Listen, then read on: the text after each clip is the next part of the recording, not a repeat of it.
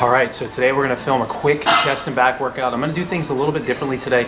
Just going to go kind of right through the workout, not going to explain anything throughout the workout, show you different angles, make sure you guys get the form. But today's going to be a chest and back superset. So, there are two types of supersets. You can do supersets for the same muscle group where you go on like a chest fly to a bench press, or you could do kind of an agonist and an antagonist superset, which is what we're going to do today.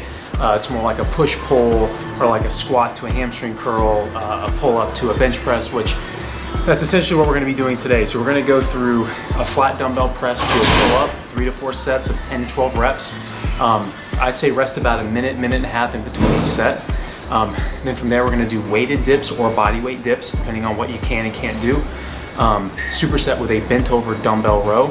Then we're going to finish with cable flies right to a lat pull down. So this type of programming would be, you could do anything that you want, but for me personally, this is on a kind of a 6-day split where the split would look like this. Chest and back one day, the next day would be legs, the next day would be shoulders and arms, then repeat chest and back, repeat legs, repeat shoulders and arms, and then take a day off. So you're hitting everything twice a week.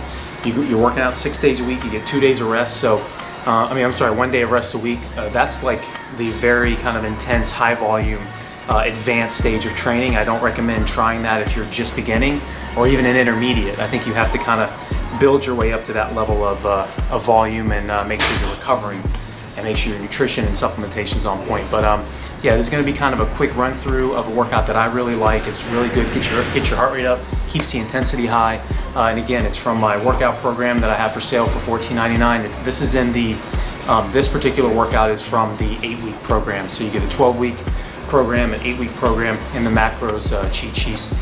I think this will help you guys build muscle. And again, like I always talk about, my programs are specifically for drug-free and natural bodybuilders, classic physique, men's physique. The things you guys see on Instagram and YouTube with guys who are pumped full of drugs, pushing bullshit programs on you, that stuff's got to stop. This stuff is specifically for natural lifters. And the guys, it's going to take time to see results. It's going to take time to build muscle and build the physique that you want. If you want it overnight, go ahead and take some steroids and try to look like your favorite YouTuber or favorite guy on Instagram. But if you guys want long-term results that you guys can be proud of, you got to follow these type of workout routines where you're focusing on compound movements.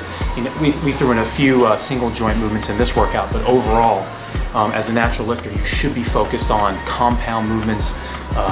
Getting really strong on those, focusing on your diet, make sure your protein, carbs, and fats are in check. But it's just one thing that's a little frustrating. I see a lot of people manipulating their followers and just trying to make a quick buck off you guys and sell you, complete fallacies, complete fantasies of what's actually real when it comes to building a physique. This is going to take time. People are, within 3 months are going from a fat guy, to a bodybuilder, who's winning national shows. It's like, it just doesn't happen like that without tons of drugs. So always keep that in mind. I'm always giving it to you straight. I'm always telling you how to do it from a natural bodybuilder's perspective. But all right, so I'm going to take you through this workout. Again, I may do some voiceovers, but just going to kind of roll right through it. Okay, so with the pull-up, you get kind of a nice extension at the bottom. I wouldn't say fully lock out your elbows, puts a lot of tension on your biceps, but drop low, get a stretch in the lats, and then power it up. Don't let anyone tell you that flailing on the pull-up bar like a kipping pull-up is an actual pull-up. All right, on to the dumbbell flat press. This is my kind of go-to move, either an incline or a flat dumbbell press. You don't want to flare the elbows out too much, but you also don't want to keep them in too much. But you get that kind of versatility with the press when you're using dumbbells. So I always opt for this over a barbell press, as I've always talked about. I just think it's a safer option.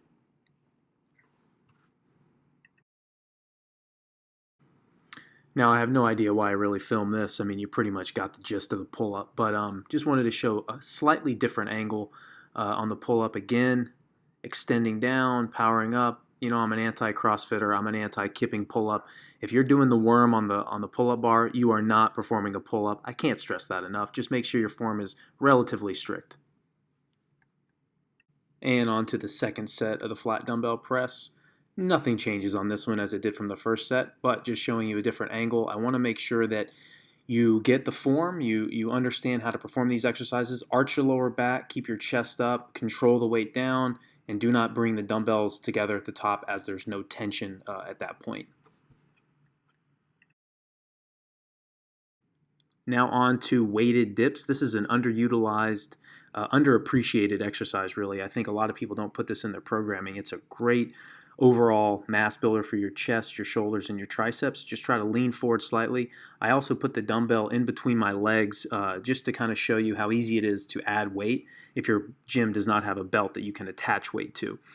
Then we go on to the bent over dumbbell row, which I always do the bent over barbell rows in my workouts, but I wanted to change it up a little bit. I really like this exercise because you can just bring the dumbbells with you wherever you are. This way you're not running from side to side all over the gym and kind of using up people's equipment.